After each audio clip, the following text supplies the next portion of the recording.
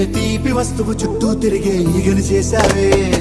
చీచీ సిగ్గలేని మొగుడు కారండాయ్, గుయ్ గుయ్ గుయ్ గుయ్ అంటూ మీదికి రాకండాయ్. గంపెడి పిల్లలతో ఇంటిని నింపావే, సాపా దిండు సంసారాన్ని